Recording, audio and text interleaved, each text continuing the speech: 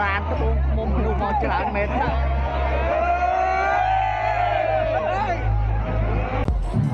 សួស្តីអ្នកទាំងអស់គ្នាសង្ក្រាន្តទី1នៅត្បូងមុំឥឡូវនេះដែរនៅខេត្តត្បូងឃុំវិញក៏មានគេដាក់ឡានតា2គ្រឿងឥឡូវនេះយើងចូលទៅកន្លែងឡានតាហើយបើនៅខាងក្នុងកន្លែងសាលាខេត្តត្បូងឃុំវិញគឺគេមានល្បែងប្រជាប្រិយជាច្រើនអាចចូលទៅលេងបាន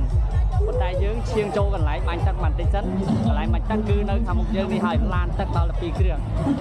ឥឡូវនេះយើងចូលទាំងអស់គ្នាទៅ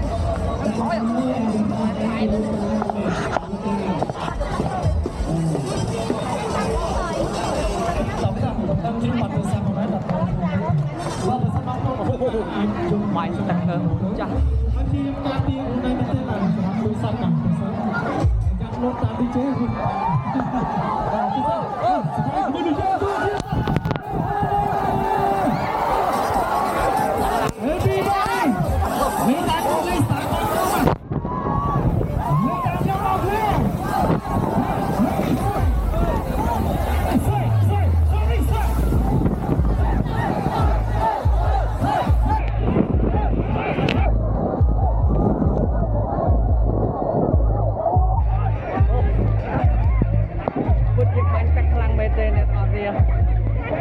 សំខាន់ឡានទឹកអីដល់ហើយឡានទឹកសំខាន់បើកតែមួយខ្លាំងប៉ុណ្ណឹងចូលល្មមបើកពីរខ្លាំងប៉ុណ្ណាទៅ